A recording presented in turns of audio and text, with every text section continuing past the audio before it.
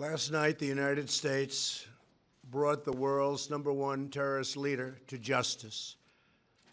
Abu Bakr al-Baghdadi is dead.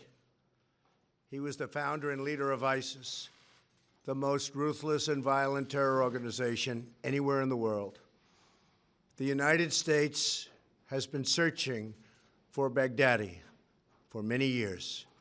Capturing or killing Baghdadi has been the top national security priority of my administration. U.S. Special Operations Forces executed a dangerous and daring nighttime raid in northwestern Syria and accomplished their mission in grand style. The U.S. personnel were incredible. I got to watch much of it. No personnel were lost in the operation, while a large number of Baghdadi's fighters and companions were killed with him. He died after running into a dead-end tunnel, whimpering and crying and screaming all the way. The compound had been cleared by this time, with people either surrendering or being shot and killed. 11 young children were moved out of the house and are uninjured. The only ones remaining were Baghdadi in the tunnel, and he had dragged 3 of his young children with him. They were led to certain death. He reached the end of the tunnel as our dogs chased him down. He ignited his vest, killing himself and the 3 children. His body was mutilated by the blast. The tunnel had caved in on it in addition. But test results gave certain, immediate, and totally positive identification. It was him. The thug who tried so hard to intimidate others spent his last moments in utter fear, in total panic and dread, terrified of the American forces bearing down on him.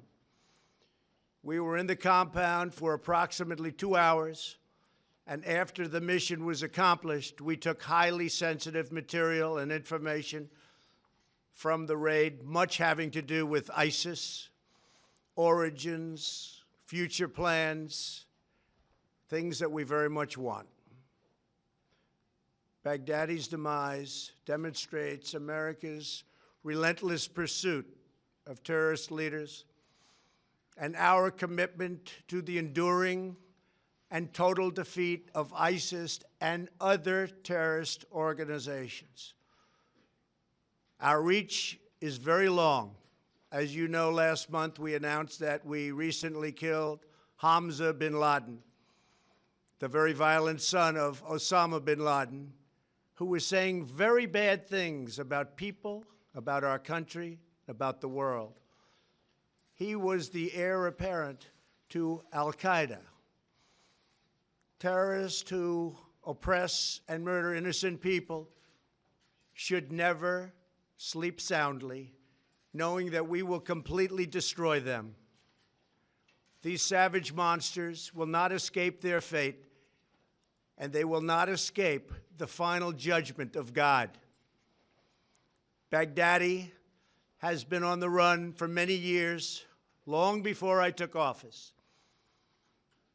But at my direction, as Commander-in-Chief of the United States, we obliterated his caliphate 100% in March of this year.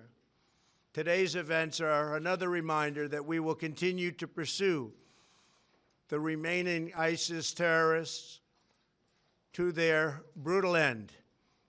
That also goes for other terrorist organizations. They are likewise in our sights. Baghdadi and the losers who worked for him, and losers they are. They had no idea what they were getting into. In some cases, they were very frightened puppies.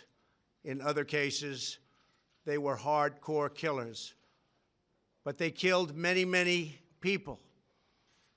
Their murder of innocent Americans, James Foley, Stephen Sotloff, Peter Kasich, and Kayla Mueller, were especially heinous. The shocking publicized murder of Jordanian pilot, a wonderful young man, spoke to the king of Jordan. They all knew him, they all loved him. He was burned alive in a cage for all to see on the execution of Christians in Libya and Egypt, as well as the genocidal mass murder of Yazidis, rank ISIS among the most depraved organizations in the history of our world. The forced religious conversions, the orange suits prior to so many beheadings, all of which were openly displayed for the world to see. This was all that Abu Bakr al-Baghdadi, this is what he wanted. This is what he was proud of. He was a sick and depraved man, and now he's gone.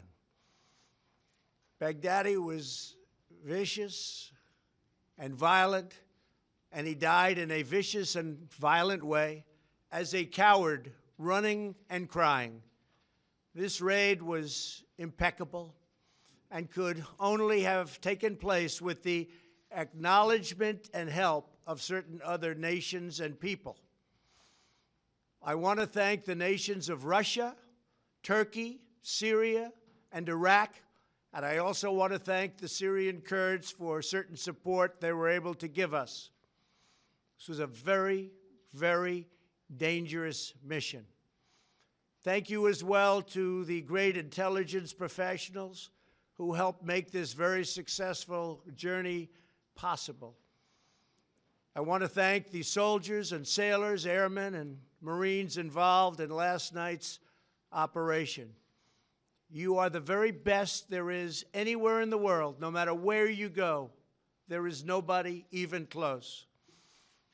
I want to thank General Mark Milley and our Joint Chiefs of Staff, and I also want to thank our professionals who work in other agencies of the United States government and were critical to the mission's unbelievable success. Last night was a great night for the United States and for the world. A brutal killer, one who has caused so much hardship and death, has violently been eliminated. He will never again harm another innocent man, woman, or child. He died like a dog. He died like a coward. The world is now a much safer place. God bless America. Thank you.